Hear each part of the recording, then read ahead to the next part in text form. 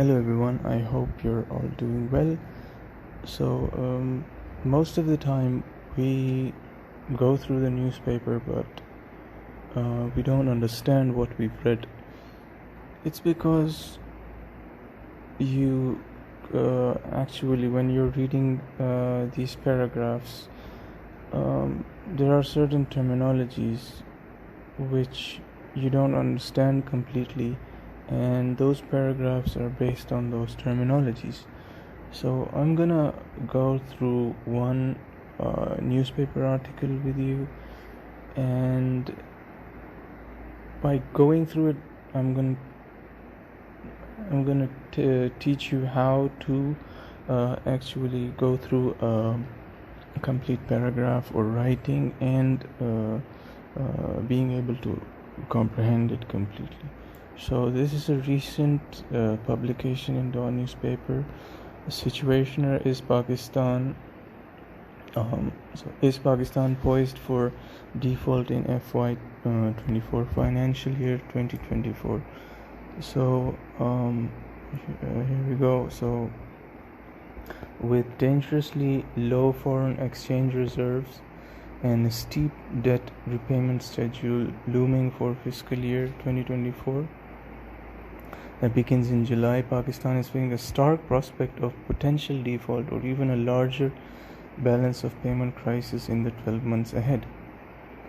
So what do you get from this paragraph? One, fiscal year 2024, it begins in July. 30th of June, the fiscal year ends, and a fresh year begins on July the 1st. So that's one takeaway from this paragraph. And Pakistan is facing a stark prospect of potential default. Now the second term in this paragraph is default. So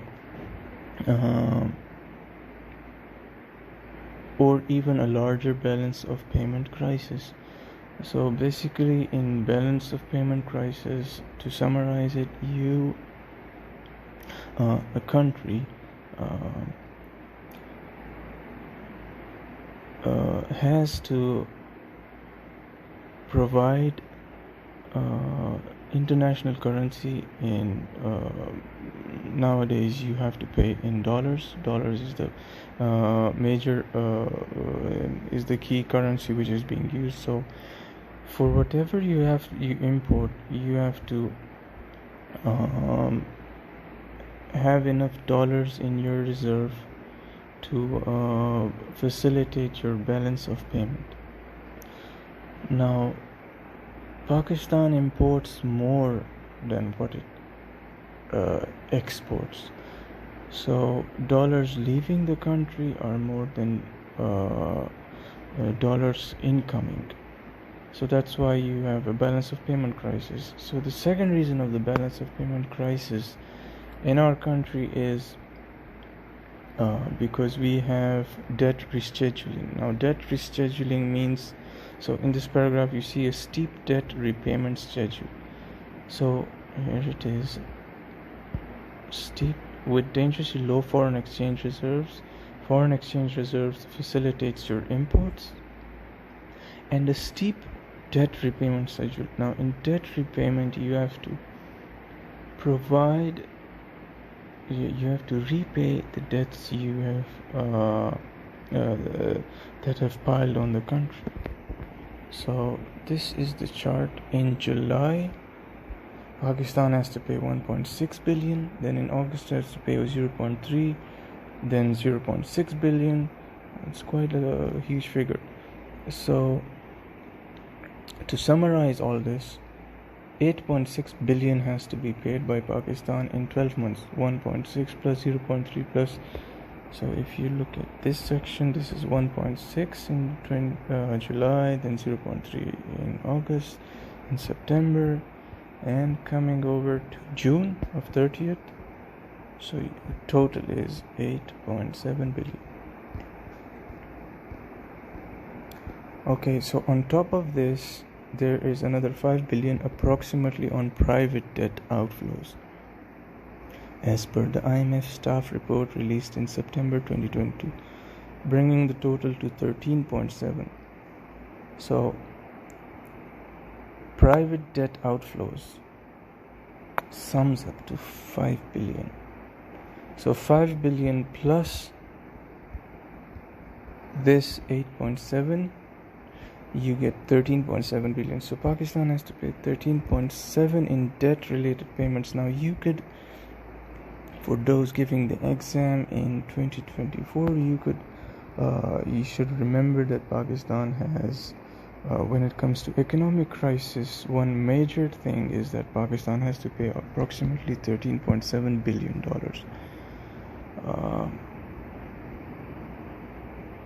Zero current all rollout debt repayments is due in July. A large payment of 1.6 billion is due in July, as we saw. This includes 1 billion of Chinese safe deposit that is maturing and is being rolled over smoothly. Should it be rolled over this July, will still see a sizable flow.